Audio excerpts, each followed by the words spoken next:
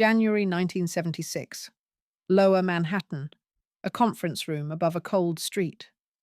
A receptionist keeps her voice low because the room is not built for emotion. It is built for decisions.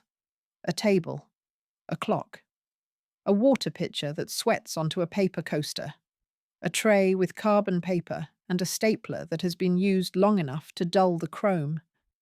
On the table, the paper is already arranged in a stack that understands hierarchy. The first page is the one that matters. It is thick stock, typed, double-spaced. A title line that begins with the name of a newspaper and ends with the word agreement. Beneath it, paragraphs that turn decades into clauses. Paragraphs that describe a city as a market, a newsroom as an asset, a voice as something that can be purchased and transferred. A lawyer slides the stack forward without looking up. The movement is small, but it carries a century of American habit. That power becomes real when it is recorded. A pen is set down near a signature line. The ink is ordinary. The person holding it is not. Dorothy Schiff has been the controlling figure of the New York Post for most of a lifetime. She has watched presses start and stop. She has watched editors arrive with ideas and leave with boxes. She has watched city governments rise and fall, and she has watched the paper survive the simple physics of money: payroll, rent, ink, paper, distribution, the daily cost of telling the world what happened. Now the paper is being sold. The transaction has a number attached to it, because every transaction does, but the number is not the story. The story is the transfer of a machine that manufactures attention. Outside this room, trucks idle at the curb. Newsprint will still arrive in rolls heavy enough to require careful hands and steel spindles. Compositors will still lock type into forms. Plates will still be bolted to cylinders. Bundles will still be tied with twine. Street hawkers will still shout. In apartments, someone will still fold the paper down the middle and turn pages with a thumb-stained grey. All of that will continue, but the hand on the steering wheel will change. Dorothy Schiff looks at the signature line. She does not need to read every paragraph. She has read enough contracts to understand what is being given up and what is being protected. She is not signing away paper. She is signing away leverage. The question is not whether a newspaper can be owned. The question is what a city becomes when its loudest paper changes hands. Chapter 1. The name on the envelope. New York, early 20th century. The city's richest families do not announce themselves with noise. They announce themselves with stationery, thick cream paper, embossed lettering, return addresses in neighborhoods built from limestone and habit. Dorothy Schiff is born into a world where money arrives first as structure. Her family belongs to the class that treats finance as public infrastructure. Banking houses, boards, foundations, a web of institutions that can outlast the individuals who built them. The kind of wealth that does not depend on a single season's success. The kind that survives by becoming invisible. In that world, the work of a day is often paperwork. Letters arrive by messenger and are opened with a knife. Accounts are reconciled. Checks are endorsed. Securities are transferred. Names are entered into ledgers by clerks who never meet the people the numbers belong to. It is not glamorous. It is permanent. Dorothy grows up with the knowledge that power can be inherited, but also with the knowledge that it must be maintained. The maintenance is routine, meetings, minutes, votes, trusteeship, the slow bureaucracy of influence. The city around her is changing, and it changes in ways that can be measured. Elevators rise, bridges stretch.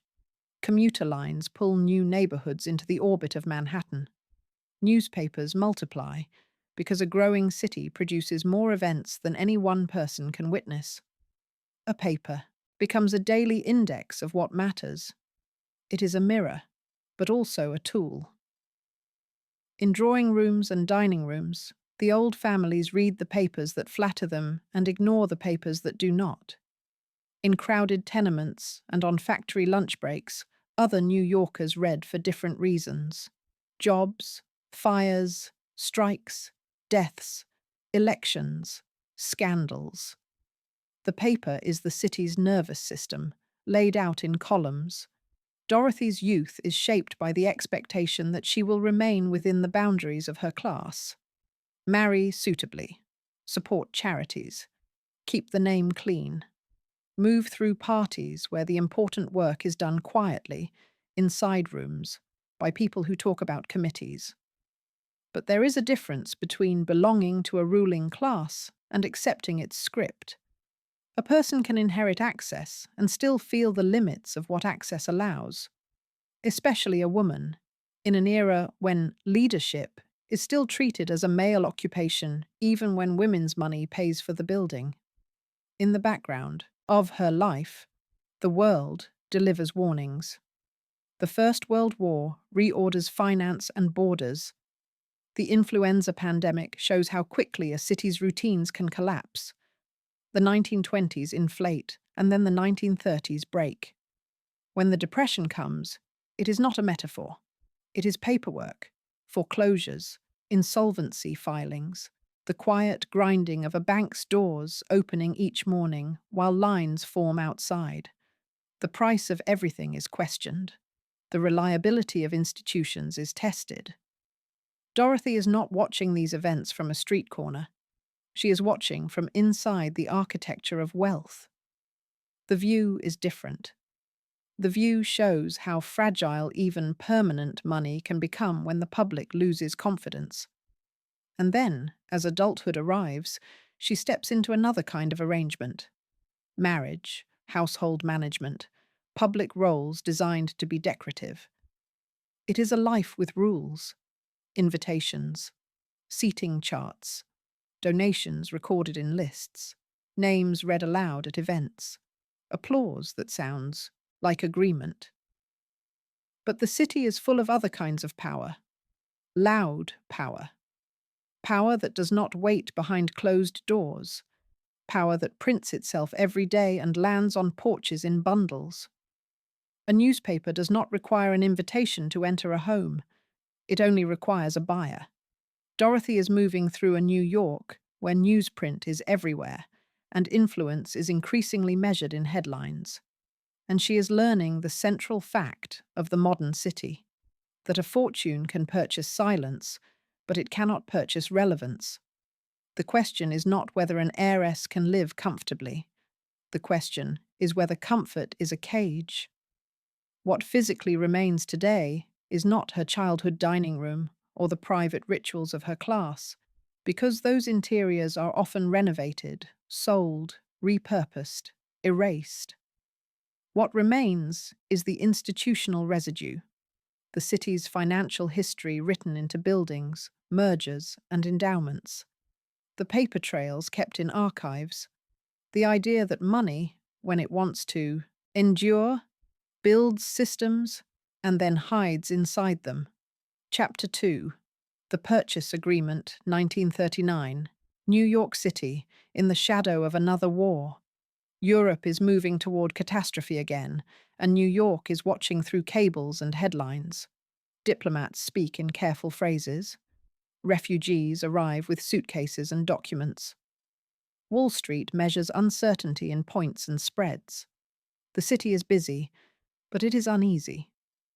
In that year, Dorothy Schiff makes the decision that will define her public life. She buys majority control of the New York Post. The Post is not a new invention. It is an old New York institution, founded in 1801 in a young republic that still argued about what the press should be. The paper has lived through centuries of American politics, changing owners, changing voices, changing technology, because newspapers are not monuments. They are organisms. They adapt or they die. By the late 1930s, the newspaper business is both powerful and precarious. A daily paper is a factory that must operate on a schedule the calendar does not respect. The presses run in all seasons. Wages go out weekly. Ink and paper must be purchased regardless of whether the headlines are good for business. Advertising pays for much of the operation, but advertising itself depends on confidence. When the economy shrinks, the paper feels it in its ribs. To control a newspaper is to accept a specific burden, the burden of daily costs. There is romance in the idea of a publisher, but the job is inventory and deadlines. Newsprint arrives as roles that occupy floor space and capital. Typesetters and printers are paid for skilled labor that cannot be replaced overnight. Delivery routes require drivers and trucks and fuel. Union negotiations are not theoretical. They are contractual. A day's work can stop if the agreements fail. Dorothy Schiff enters this world not as a reporter, not as an editor, but as an owner. Ownership is a different kind of authorship. It does not write sentences. It writes the conditions in which sentences can be printed. The purchase itself is paper, contracts, shares, transfer documents, bank instruments, lawyers' letters that define control without ever using emotional language. The transaction turns an heiress into a publisher not by declaration, but by recorded fact. In a society that often treats women's authority as temporary, the contract is decisive. The contract does not care about custom. It cares about signatures. With control comes an immediate choice, whether the paper will be merely profitable or politically meaningful. Schiff's Post becomes known for a liberal editorial direction in an America that is arguing about what liberal even means. The New Deal has expanded the idea of government responsibility. Labor movements demand recognition. The city itself is a constant argument between landlords and tenants, bosses and workers, old money and immigrants, reformers and machine politicians. A newspaper can amplify these arguments or dampen them. It can choose which scandals deserve daylight. It can choose which institutions deserve skepticism and which deserve deference. It can also choose its enemies. Dorothy Schiff's decision is not simply to own a paper. It is to take responsibility for a daily instrument that can embarrass powerful people before breakfast. That creates pressure that wealth alone cannot dissolve. Politicians notice. Business leaders notice. Union leaders notice. Rival papers notice. Social acquaintances notice and begin to speak differently. Invitations become slightly more strategic. Conversations shift from gossip to positioning. And then the war comes to America. It arrives not only in casualty lists, but in logistics that reach the newsroom. Paper is not infinite. Ink is not infinite. Metal is not infinite. In wartime, resources are managed. Manufacturing changes. The workforce shifts as people enlist and industries retool. The newspaper must continue through all of it. The Post must still appear, day after day. Because a paper that skips too many days teaches its readers to live without it. Schiff's ownership is tested by the simplest question that ownership always must answer. Can you pay to keep the machine running? The question is not whether Dorothy Schiff can afford a newspaper. The question is what she is willing to spend to keep a voice alive. What physically remains today is the legal and mechanical residue of that decision. Not the handshake, not the private satisfaction, but the public artifacts. Copies of the Post preserved on microfilm, bound volumes in libraries, shareholder records and corporate filings, photographs of press rooms, the trace of her name in the paper's institutional history, attached to a period when ownership and editorial identity moved together. Chapter 3. The Publisher's Desk, 1942, New York City, Wartime Routine. A newsroom is loud in the mind, even when it is quiet in sound. Telephones ring. Copy moves from hand to hand. Editors mark paper with pencils that wear down to wood. A wire service machine clatters. A layout table fills with galleys and headlines. Someone watches the clock because the clock is the true boss. In 1942, Dorothy Schiff becomes president and publisher of the New York Post. The title matters because titles are the city's formal language of authority. They are what banks recognize, what advertisers recognize, what unions recognize, what courts recognize. They are what makes a decision binding. Now, the publisher's desk is not symbolic, it is operational. The decisions are not abstract. How many pages can you print with the paper you can acquire? How many photographers can you afford? What wages will keep skilled workers from leaving? What stance will cost subscriptions, and what stance will earn respect? The war reshapes New York's daily life in measurable ways. Uniforms in train stations, blackout drills, ration coupons, posters in shop windows, factories running long hours, soldiers moving through the city on leave with envelopes in their pockets and train schedules in their hands. The Post must translate a global conflict into a daily product that fits into a citizen's morning. But the Post is not simply transmitting information. Under Schiff, it is also insisting on a moral posture. It leans into political argument as part of its identity. It uses the paper's reach to support certain reforms and criticize certain forms of corruption. It is not neutral in the way a ledger is neutral. This makes the paper useful to readers who want a voice that matches their sense of the city's direction. It also makes the paper a target. Being a publisher in New York is living with the steady possibility of backlash. A senator's office calls. A mayor's aide calls. A business leader threatens to pull advertising. A union leader threatens disruption. A rival paper sneers. A social acquaintance makes a remark that sounds polite and lands like a warning. This is where the heiress part of her identity becomes complicated. An heiress is expected to preserve a name. A publisher is expected to fight. Schiff's class background gives her insulation, but it also gives her vulnerability. The higher your name sits, the more satisfying it is for others to see it attacked. A newspaper war is not fought only with facts. It is fought with insinuation, caricature, and repetition. Meanwhile, the paper's physical reality does not pause to admire its own courage. Every day, the presses must run. Every day, the building must be staffed and lit. Every day, someone must count bundles. Every day, the distribution must move through the city's arteries, bridges, tunnels, subways, loading docks, sidewalk corners. There is a kind of power in controlling that flow, and Schiff understands it.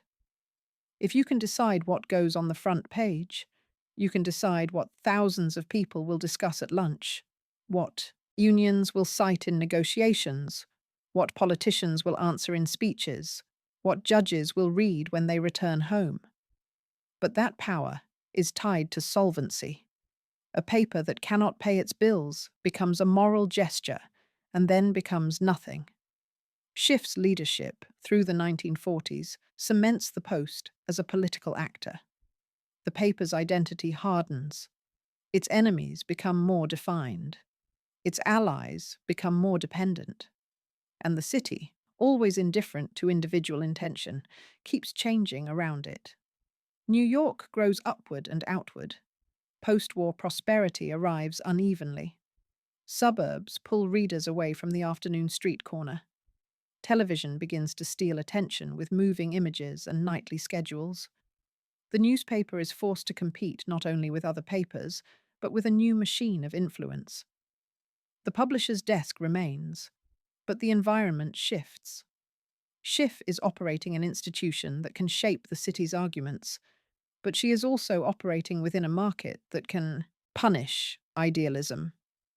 Every year brings new costs, new contracts, new technological demands, new reasons a paper might lose money. The question is not whether Dorothy Schiff can influence New York.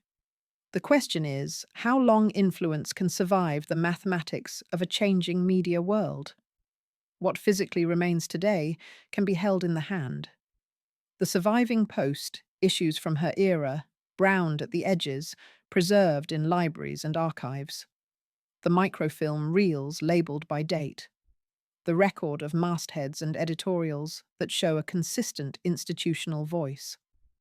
And, beyond the paper itself, the enduring fact that a woman with inherited wealth converted that inheritance into control over a daily instrument of public life through titles, contracts, payroll, and the hard, repeatable labour of printing a city's story. Chapter 4. The Press Room Floor, 1943, Manhattan, late afternoon, inside a building that is louder than it looks. The entrance is ordinary enough to be ignored from the street.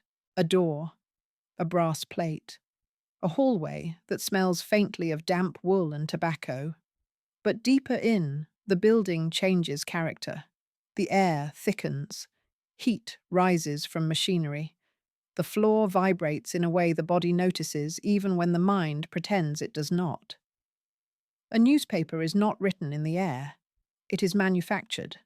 The first evidence is the newsprint itself. Rolls arrive like cargo. Cylinders of pale paper taller than a man, heavier than the word edition suggests. The rolls are not stacked for beauty. They are stacked for access. A foreman keeps a list. A delivery ticket is signed. A number is written down. The number becomes inventory. Inventory becomes risk. Too much inventory ties up cash and floor space. Too little inventory stops the press. A clerk writes by hand. Ink on ledger paper. Date, supplier, weight, price per ton, terms. A signature at the bottom that makes it official. The roll is moved by a pallet jack. The jack's wheels squeal and leave dark arcs on the concrete. A press room is a place where democracy is constrained by bearings and belts. The machines are not delicate. They are built to run hard. Steel frames, rotating cylinders, a network of gears and rollers. The sound is constant, a layered mechanical roar that turns speech into gestures and nods. Men in ink-stained aprons move with practiced caution.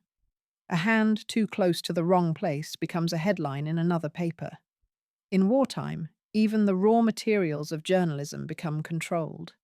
Paper allocations are discussed in offices that do not smell like ink. The language is administrative. Quotas. Priorities. War production.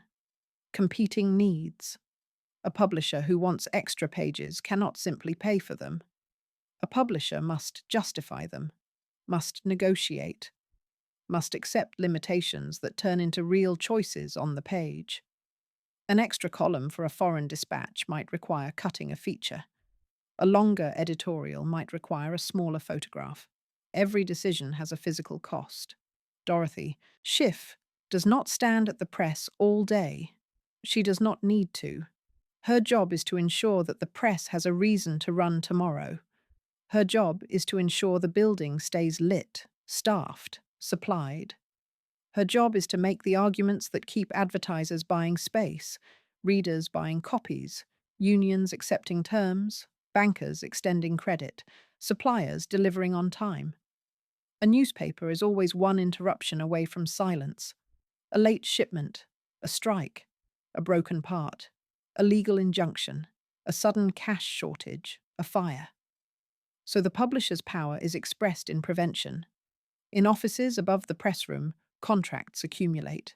A folder labelled with a supplier's name. Another folder labelled with a union local. Another with insurance, another with maintenance. Each folder is thick with correspondence and carbon copies. The paper trail is not glamorous, but it is a map of how the institution remains alive. In 1943, the Post must run on a schedule that ignores exhaustion. Reporters file stories. Copy editors trim and correct. Layout editors decide what fits. Typesetters produce galleys. Proofs are checked. Corrections are made. Plates are burned or cast, then carried to the press. The plates are heavy and sharp-edged. They are handled with both confidence and caution. They carry the day's decisions in reverse, letter forms that will appear correct only after ink and pressure and paper do their work. Downstairs, a pressman watches, gauges, and listens. The machine speaks in vibration. A slight change means trouble, a belt loosening, a roller misaligned, a feed running wrong. The pressman's hand goes to a lever. A second man looks at the paper coming off the cylinder, scanning for smears, uneven ink, misregistration. They do not talk about ideology. They talk about quality, because quality is what makes the product sellable. A reader will forgive a political argument they disagree with, but they will not forgive a paper that looks cheap and unreliable. Bundles begin to form. Freshly printed sheets are cut and folded. Stacks are gathered. Twine is pulled tight. A bundle is slapped once, a quick flattening that makes it easier to lift. A chalk mark is made on the outside. Route number, drop point, count. The chalk is practical and temporary, like so much of what keeps the city moving. In the loading area, the smell changes again. Truck exhaust, cold air rushing in, wet pavement, the thud of bundles landing in metal bins. A dispatcher holds a clipboard and checks off departures.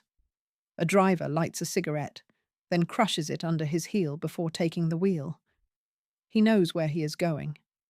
He knows how long it takes to cross the bridges, how traffic behaves at this hour, where police sometimes stop him, where a late delivery will cause yelling. This is the newspaper's bloodstream. A paper that cannot reach readers is not a paper. It is just ink on wasted pulp. Dorothy Schiff's ownership is often spoken about in terms of editorial stance and political identity, but the daily reality is more brutal. It is the fact that every morning and every afternoon, money becomes motion. Payroll is not theoretical. It is envelopes. It is checks. It is signatures in a payroll ledger. Names lined up with amounts, taxes withheld, overtime recorded. When the pay is late, the building feels it immediately. Union contracts are not polite documents. They are negotiated under pressure. The union's power is simple. If the work stops, the paper stops. The publisher's power is also simple. If the paper's costs exceed revenue for too long, the business collapses. Both sides understand this. So negotiations become a fight over how much strain each side will carry. At a table, men in suits and men in work clothes sit with papers in front of them. The language is specific. Wage scales, work rules, staffing minimums, jurisdictional boundaries, penalty pay, shift differentials, holiday provisions, arbitration procedures. The words are dry, but each one changes how the building functions. A publisher who dislikes unions can talk about it. A publisher who runs a newspaper in New York must sign agreements. That is not ideology. That is survival. Schiff signs what must be signed. She fights where she believes she can. She learns what every owner learns, that power is real only when it can be exercised repeatedly without breaking the machine you depend on. In the same years, the Post's editorial direction remains marked by a certain moral confidence. The paper takes positions. It argues, it endorses, it attacks. It runs stories that make politicians uncomfortable. It supports causes that alienate some readers and attract others. It becomes, in the vocabulary of a city, a known quantity. That matters, because a paper's identity is part of its business. An advertiser buys access to an audience. An audience is not just a number, it is a mood, a demographic, a set of habits. If the Post is seen as combative, it attracts readers who want that. If it is seen as principled, it attracts others. If it is seen as unreliable, it collapses. So the paper must be consistent enough to build loyalty and flexible enough to survive a changing market. In the 1940s and 1950s, New York still sustains multiple papers with strong circulation. The city's population is dense, the subway is full, the street corner vendor is still a common sight, lunch breaks still exist in factories and offices in predictable blocks. The afternoon paper still fits the city's rhythm. But even in these years, the publisher who pays attention can see how quickly rhythm can shift. A new technology enters quietly, not as a revolution, as an invoice. A new piece of equipment purchased for the newsroom, a new camera for staff photographers, a new wire service machine, a new method of composing type. Each purchase is justified.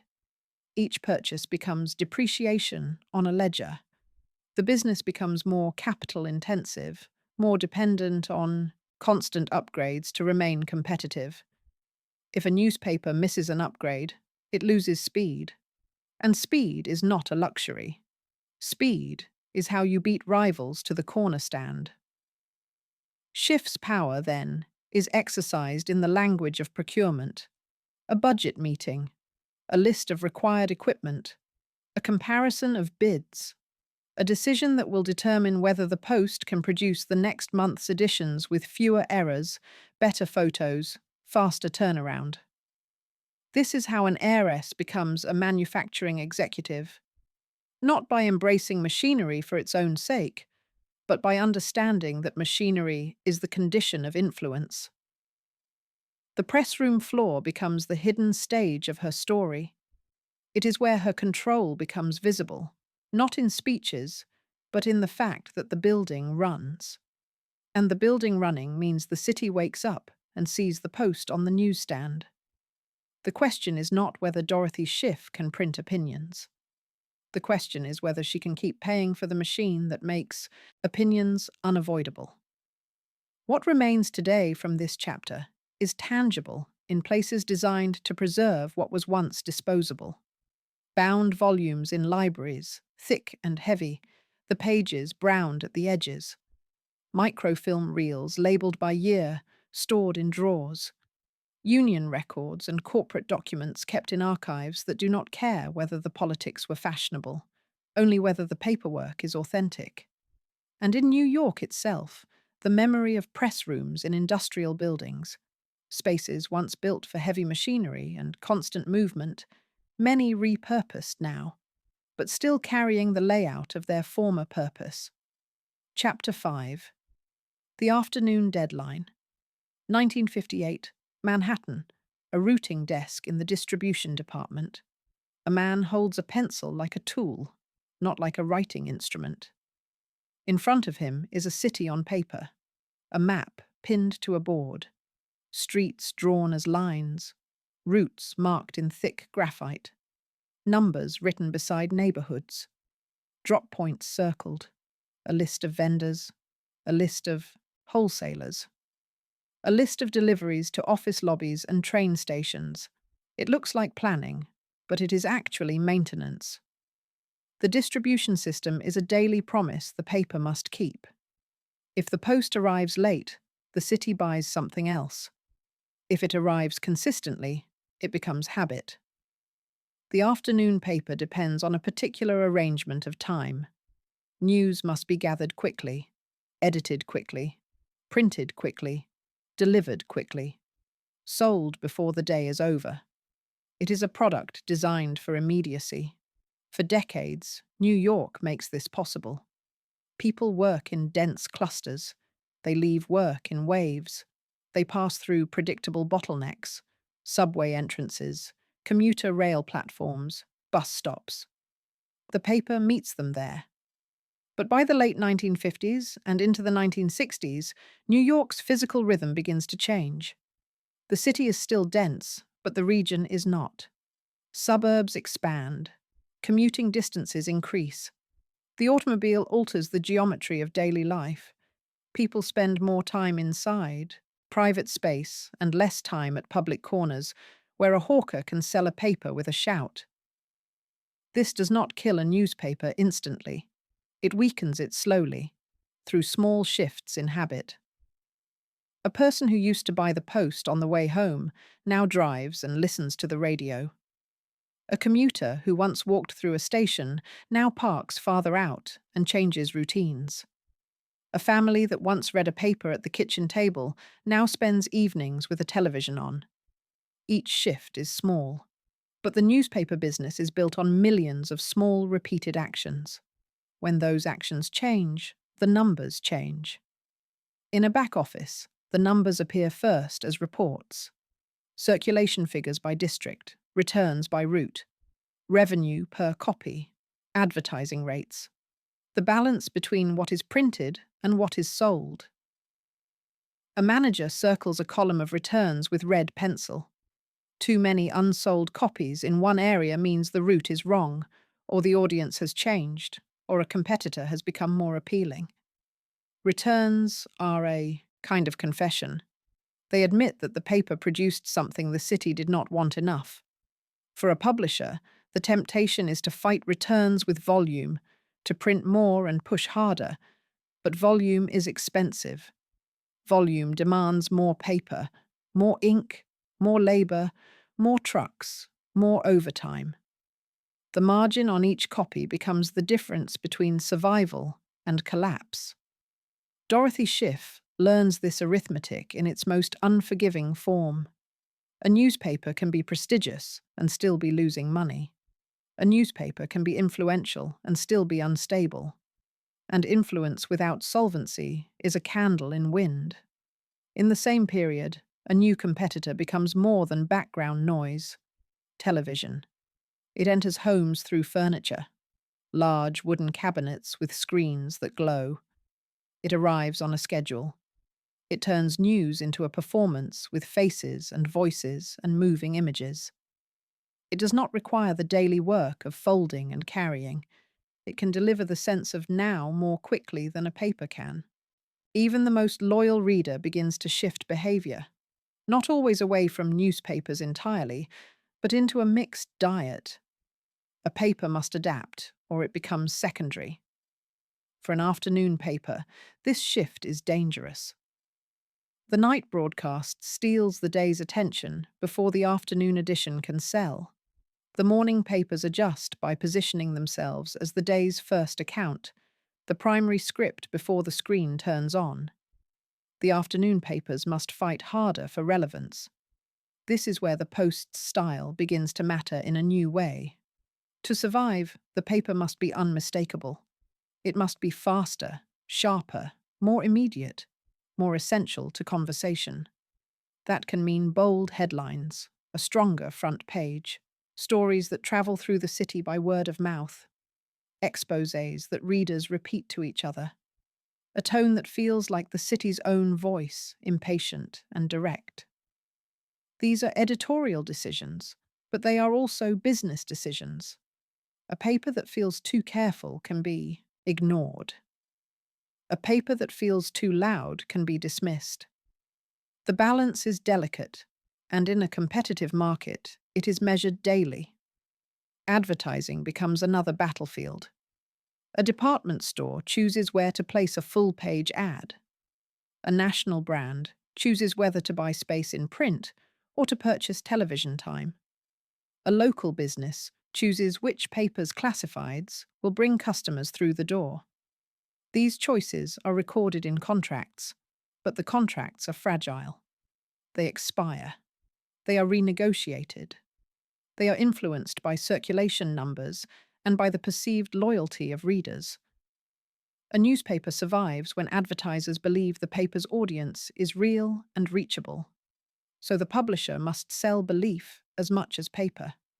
Schiff's world becomes crowded with meetings that are not glamorous. A meeting with an ad sales manager, a meeting with circulation executives, a meeting with union representatives, a meeting with accountants who explain rising costs, a meeting with lawyers who warn about libel risk as the paper pushes harder. Each meeting produces documents. Each document becomes part of the machine. The publisher's desk becomes a place where time is divided into decisions. A decision about a budget line for photography.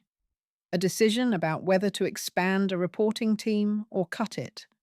A decision about whether to invest in new equipment. A decision about whether to accept short-term losses to preserve long-term identity.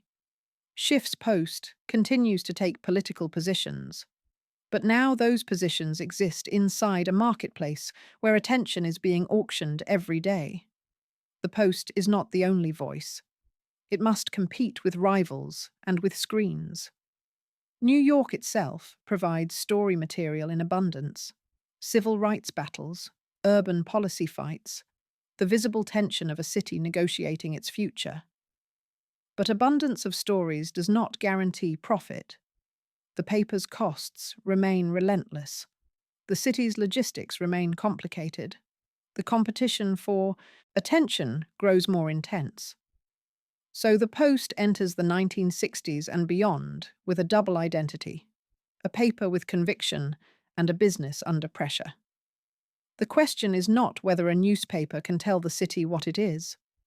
The question is whether the city will keep paying for that mirror when it finds cheaper reflections.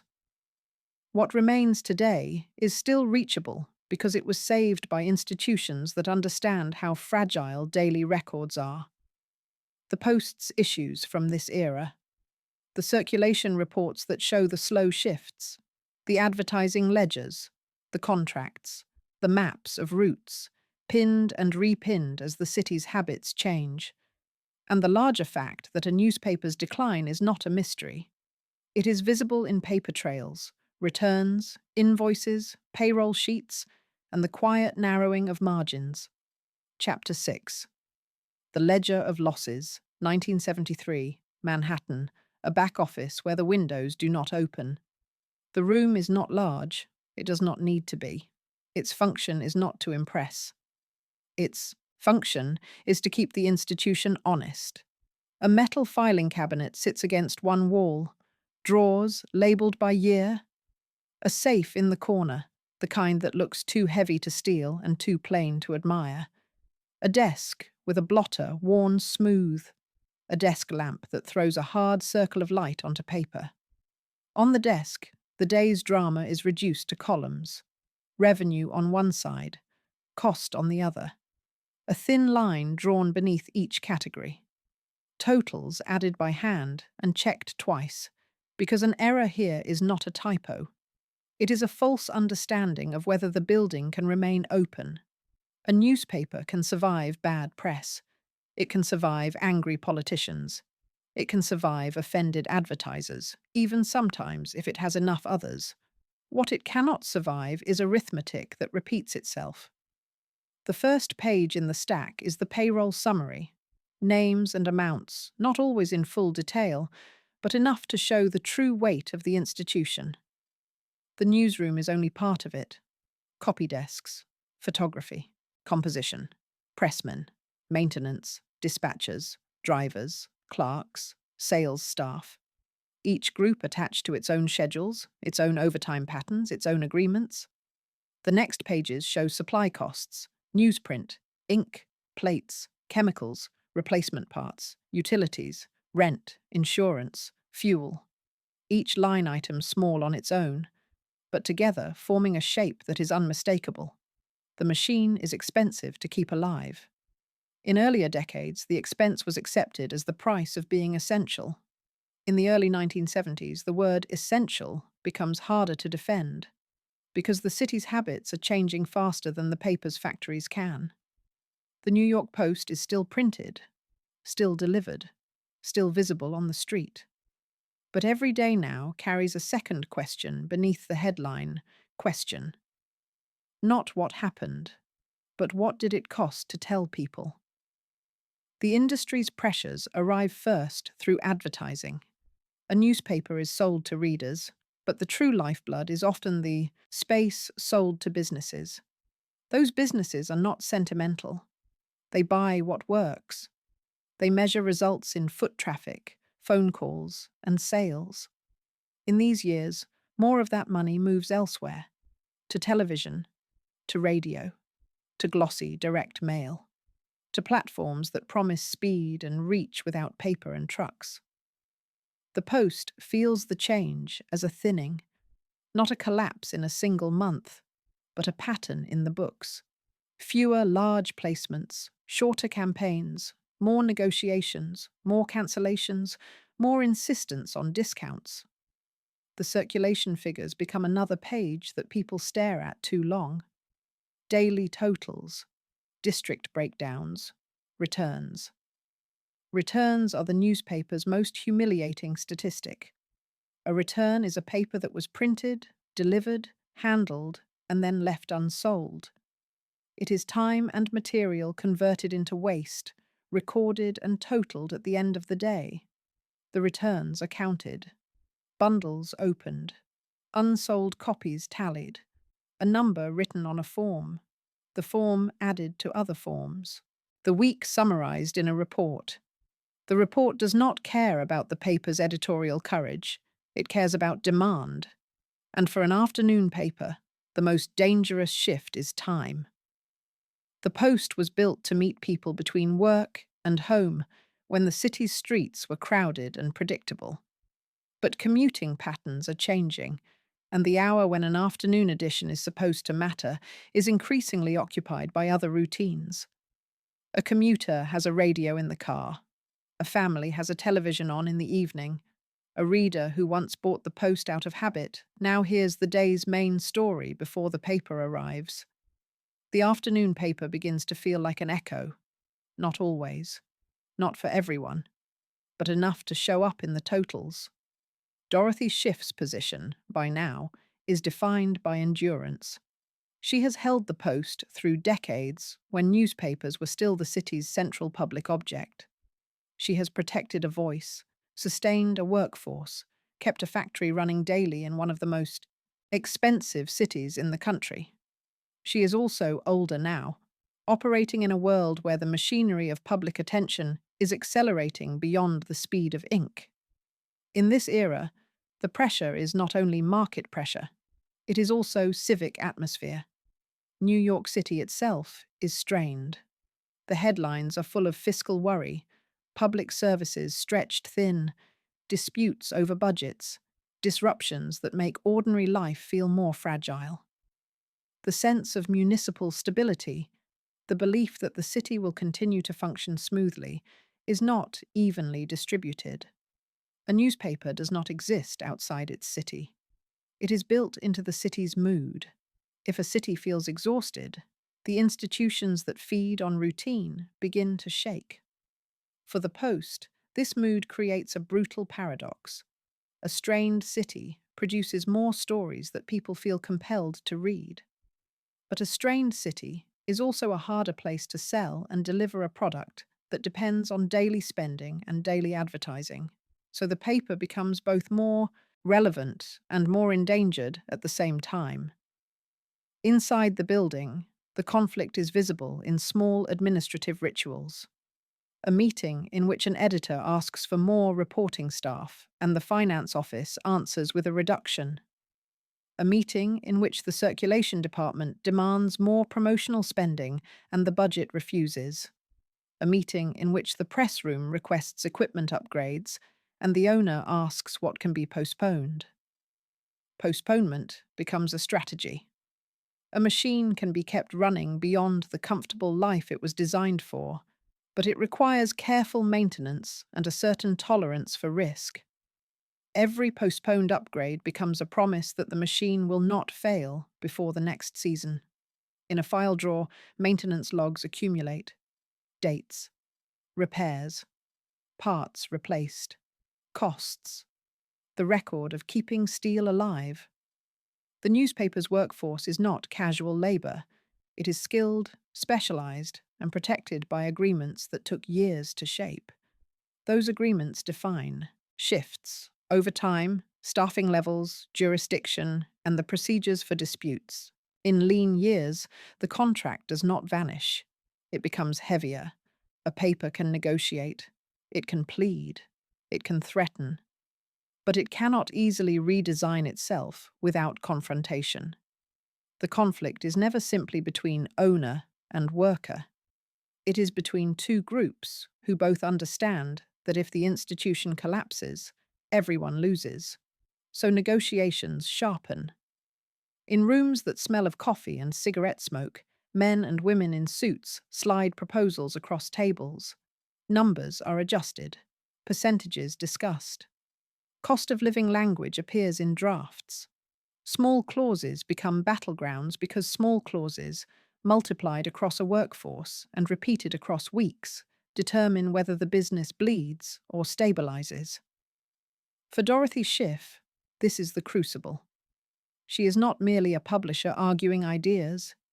She is a custodian of a payroll, a signer of contracts, a person responsible for the daily motion of trucks and presses. She can continue paying losses longer than most owners could, and for a time, she does. That is one of the quiet privileges of inherited wealth, the ability to subsidize an institution for reasons that are not purely financial. But subsidy, when it persists, becomes a new kind of problem. It is no longer an emergency measure. It becomes a routine. And routine loss changes the meaning of stewardship. It stops being about guiding a voice and becomes about feeding a furnace. Loss is not just a number. It is a gradual narrowing of options. A publisher facing persistent losses begins to think in terms of exits, not emotional exits, administrative exits, a search for buyers, a review of assets, an assessment of what can be sold, what must be retained, and what debts must be satisfied if the institution changes hands. This is how a newspaper prepares to be transferred. Quietly, in paperwork. Files appear with new labels.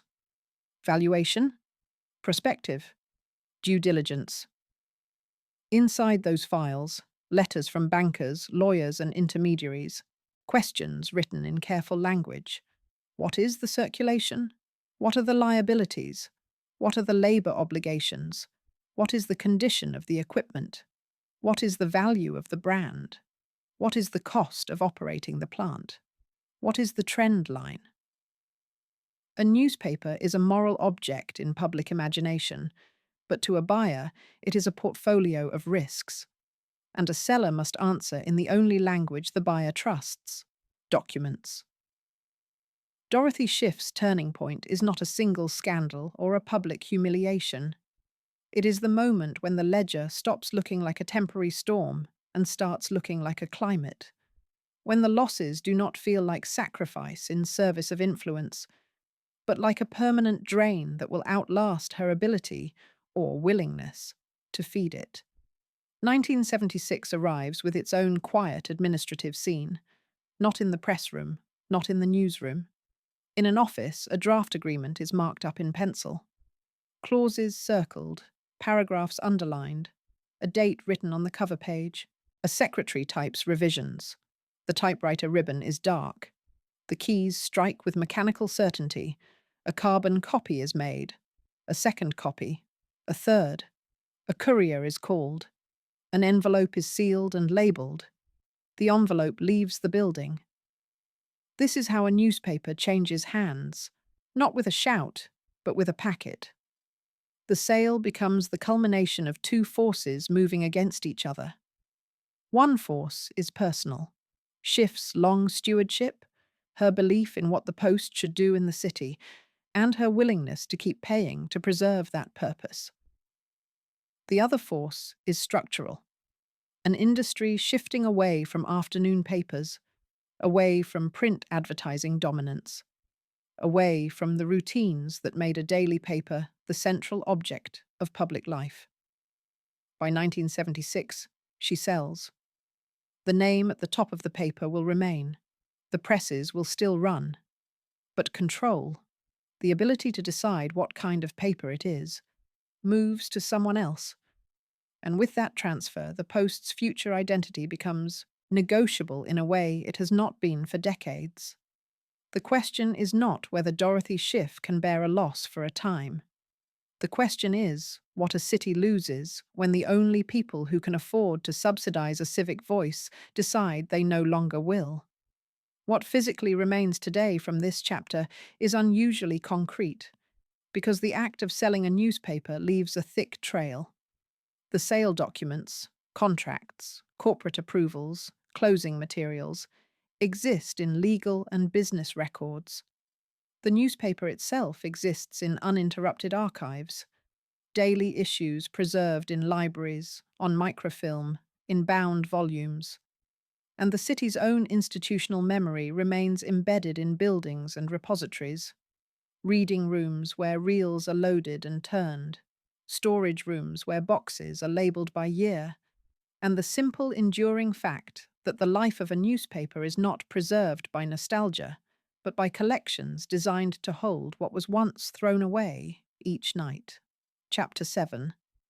The New Owners. Signature March 1976. New York City. A closing table in a room chosen for its neutrality. The building is not famous. It does not need to be. The room is designed for one purpose: to make transfer feel ordinary. A long table, straight-backed chairs, a tray of water glasses that no one empties, a wall clock that turns minutes into pressure. 2 briefcases opened flat like small altars, their contents arranged in rectangles. Document packets, tabs, fountain pens, spare ink cartridges, a stapler, a small metal seal. The papers are thick. That thickness is the first signal of finality. A newspaper is a daily object, thin enough to fold. A sale agreement is the opposite. It is meant to endure. It is meant to be filed, referenced, produced in court if necessary, read by auditors who were not present at the moment it was signed. The agreement has structure, definitions at the beginning, lists, schedules, attachments, language that does not describe a city, but an asset. There is a section on control, a section on assumption of liabilities, a section on what is included and what is excluded, a section that deals with labor obligations, because a newspaper is not only its name and its readership, it is also its payroll and its contracts. Some pages are initialed in the margins, some have been corrected, the old phrasing crossed out and replaced with new. A final draft does not arrive clean. It arrives bruised by negotiation. Dorothy Schiff sits with the posture of someone who has signed enough documents to understand what signatures really do. She has been the controlling figure behind the New York Post since 1939. That is not a phrase in a press release. It is a span of years that can be counted, 37 years. Nearly 4 decades in which the paper's survival was not guaranteed by the market, but sustained by her willingness to keep feeding the machine. Her tenure as publisher began in 1942. That role lasted 34 years. Those are not romantic numbers. They are the measurement of repetition. Thousands of editions, payroll every week, negotiations that never fully end. Chapter 8. The Microfilm Reel, 1981. Midtown Manhattan, a reading room that smells faintly of paper dust and climate control. A library does not display its power the way a newspaper does. A newspaper shouts by design. A library whispers by necessity. The light is even. The tables are wide and plain. The chairs are built for long hours. A sign asks for quiet in language so polite it reads like a habit rather than an instruction. At one table, a researcher opens a box. Not a dramatic box. A standard archival container, grey board, sharp corners, labelled in black ink. The label carries a small, precise truth. Name, subject, date range. The label is how the institution turns a life into a retrievable object. Inside, there are folders. Inside the folders, paper that was never meant to become public reading, letters with carbon copies, memos with routing, slips, notes with margins filled by pencil, meeting agendas, minutes, drafts, invoices. The kind of documents that do not look like history when they are made. They look like Tuesday. A woman who ran a newspaper for decades ends in the archive as an arrangement of pages. Dorothy Schiff's formal tie to the New York Post has ended by this point. Her consulting role is finished. The institution has completed its administrative separation from her. The paper continues without needing her signature, her money, or her permission. That is the first hard truth of institutions. They do not love you back. They use you while you fit their structure. Then they proceed as if you were only one chapter in a binder. The second hard truth is that public influence does not disappear when a person steps away. It changes form. While Schiff's control ends, the evidence of her control begins to harden. The post she shaped becomes a fixed record because newspapers do not fully vanish into the air. They are collected, bound volumes in library stacks, microfilm reels in drawers, clippings in vertical files, corporate documents in business archives. The daily product that was meant to be read, folded, and thrown away becomes a permanent witness because institutions that think in centuries do not trust memory. They trust storage. A microfilm reel is a strange object to carry so much power. It is small enough to hold in two hands, light enough to lift without strain. A plastic spool, a strip wound tight, the images reduced and packed together so densely they cannot be read without a machine. But when it is loaded into the reader, it becomes a city. The reel turns, frames slide past the lens, the screen glows with tiny headlines and dense columns. A finger touches a knob, and the day jumps forward. Another turn, and the year changes. The post appears again and again, each edition a snapshot of what the paper decided mattered enough to print. The researcher's eyes do what readers once did on subways and at kitchen tables, but now in a quieter form.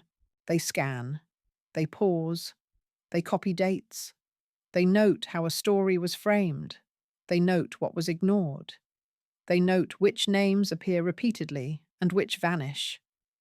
This is where Schiff's story becomes darker in a way that has nothing to do with scandal and everything to do with mechanics. Because the archive reveals what ownership really is. Ownership is not applause. It is not a reputation. It is not even the public identity of being a publisher. Ownership is the right to set defaults, the right to decide which tone becomes normal, the right to decide what is considered newsworthy, the right to decide what is placed above the fold, where the city's eyes are trained to look first. When Schiff controlled the Post, those defaults carried her imprint, even when she was not in the newsroom, even when she was not in the building, even when she was not reading each draft line by line. Her control was embedded in appointments, budgets, policies, and the simple daily knowledge throughout the staff that a certain kind of paper was expected to exist. After the sale, new defaults are installed. The same machines print them. The same trucks deliver them. The same corners sell them. But the underlying purpose shifts. A paper can be treated as a civic instrument that must remain solvent, or it can be treated as a commercial instrument that can also shape civic life. Both are forms of power. They produce different outcomes. Schiff's era sits inside the archive as a long sequence of dates with a coherent voice running through them, because coherence is what long stewardship produces. But the archive also shows the fragility of coherence, because after the handoff, the voice becomes more volatile, more tuned for speed of reaction, more engineered to occupy attention. This is not a moral lecture.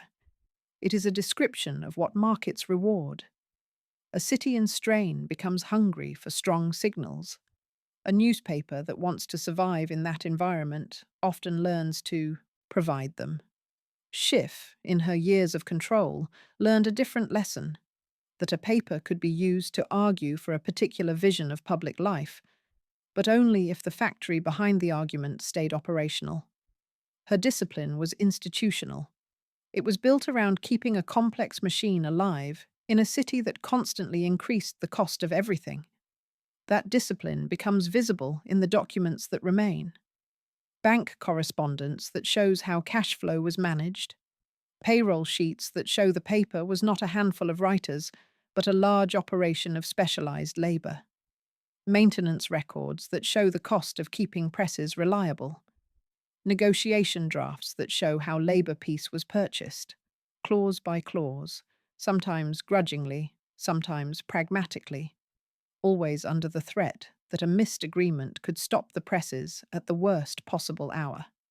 A newspaper is often judged by its most famous headlines, but in the long view, it is built and preserved by routine.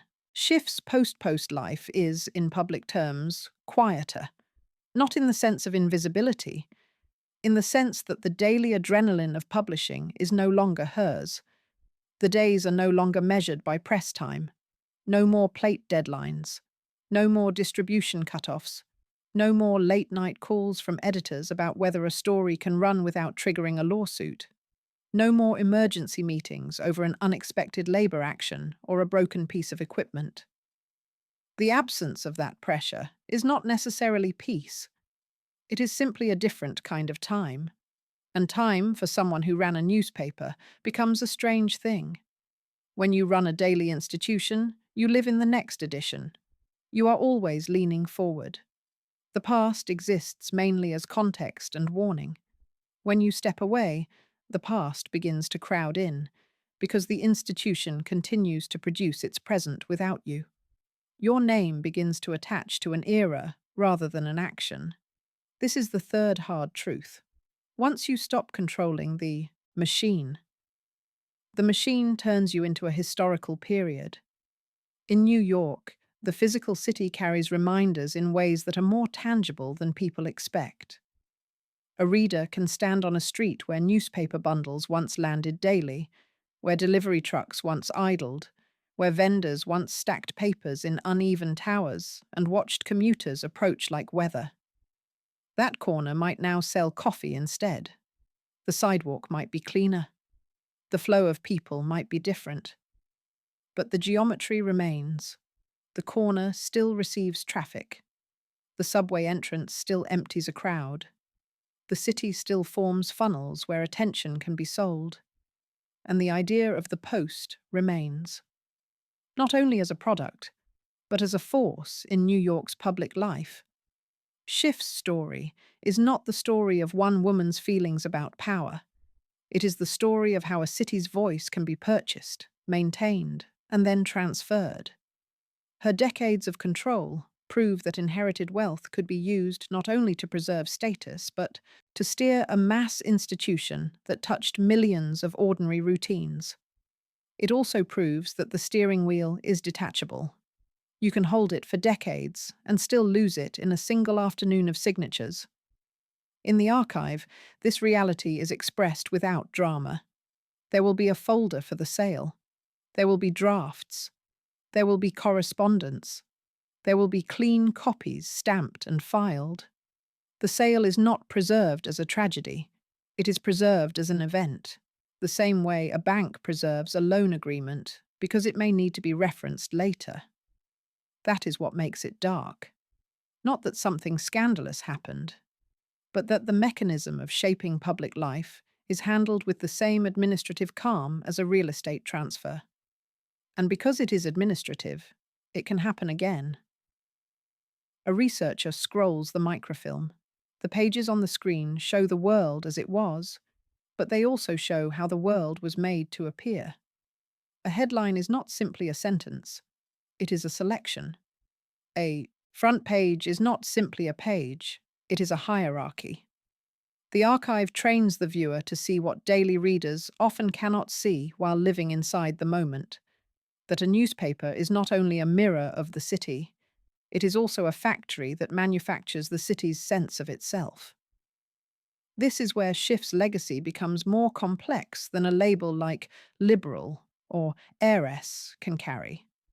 Because her achievement was not merely ideological, it was managerial. She maintained continuity across decades when the economics of publishing began to tilt against afternoon papers. She kept a heavy, unionized, capital-intensive operation running through war and post-war change, and into the era when television began to siphon attention away. That kind of continuity is not romantic. It is costly. It requires a tolerance for weekly losses during bad stretches. It requires the ability to absorb shocks. It requires relationships strong enough to survive conflict. It requires an understanding that the moral ambition of a paper is meaningless if the presses cannot turn. The turning point of this chapter is not her sale in 1976. That was the turning point of the institution. This chapter's turning point is the moment the record becomes more durable than the person. Because once the archive holds you, you become available to strangers. You can be studied without permission. You can be reduced to patterns. You can be criticized with evidence. You can be defended with evidence. The institution that once served your daily purpose becomes, in hindsight, a case study. In the reading room, the researcher takes notes, dates, page numbers, language. They may be looking for a specific story, or they may be looking for a shift in tone, or they may be tracking how a public figure was treated over time, or they may be studying the economics of newspapers through their advertising and classified sections, which often tell the truth about what a city is buying even when the editorials are arguing about what a city should be. In those sections, the archive becomes brutally concrete.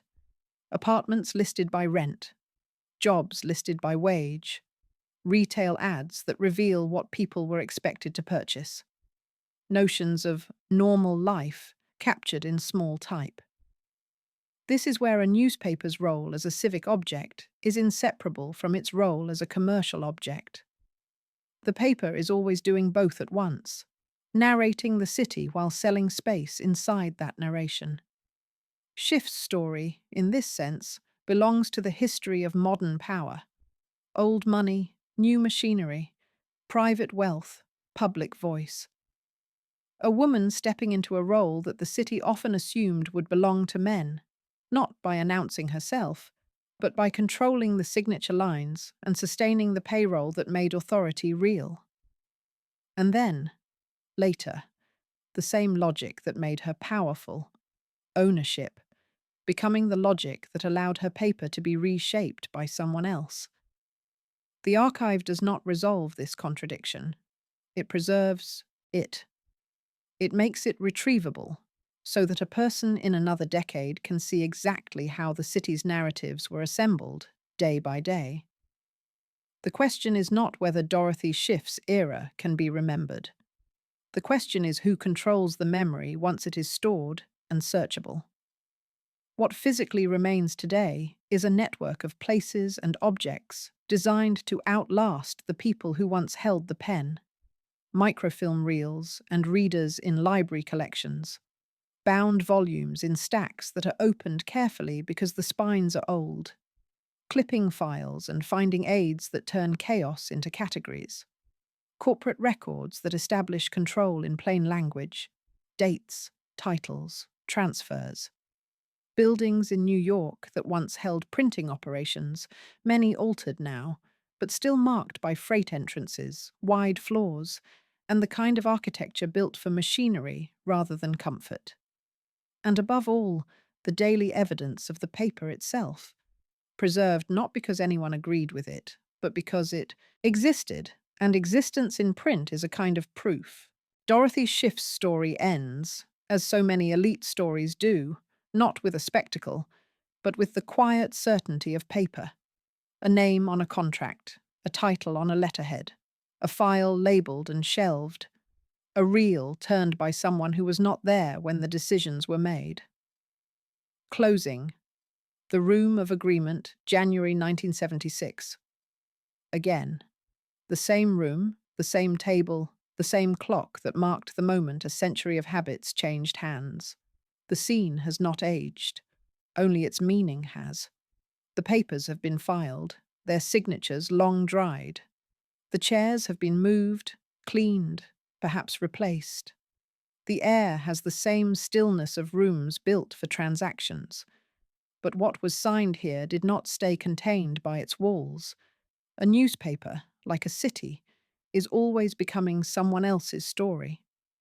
The sound that day, the soft scrape of pen on paper, is gone, but its echo moves outward through everything that followed. New headlines, new ownership, new kinds of noise. The paper did not stop when Dorothy Schiff's name left its masthead. It changed tone, and in changing tone, it showed what control truly means and what it cannot stop. She had taken her inheritance and turned it into a factory for public thought. For almost 4 decades, she managed it like a living organism, feeding it, disciplining it, protecting it from its own hunger. When she sold, she did not end its life. She proved that institutions, once made public, belong to the cycle of power itself. The same presses that once printed reform editorials now printed scandal. The same trucks that once carried civic campaigns now carried headlines that shouted back at the city. The machines never cared who owned them, only who could keep them running. In the end, that was her lesson. Power in America's Gilded Age began with land and banks. In her century, it moved into attention, the one resource that could never be stored. She understood that whoever printed the first story of the day set the frame for how the city would understand itself. For 37 years, she held that frame steady, and then the economy of noise took it from her. The question is not whether Dorothy Schiff built a newspaper that mattered. The question is, what kind of country sells its own voice to stay alive? Outside, the city remains restless. Printing plants are gone now, replaced by offices where screens glow instead of presses turning. The same streets still funnel people and information. The same appetite for stories moves through them, faster now, louder. Somewhere, in a library basement, a reel of microfilm holds the quiet version of it all. A woman's handwriting on an internal memo, a payroll sheet with initials beside each line, a ledger that shows profit in one column and loss in another, perfectly balanced the year she decided to let go. History's noise has already buried her, but the record has not. It waits in a drawer. It hums when the reel spins. It remembers what it cost to control America's papers, and how temporary that control could ever be. The light in the room fades. The papers stay still. The contract remains. The same lines typed on the same page. Nothing dramatic, just proof. The question is not whether the past still speaks. The question is who is listening when it does.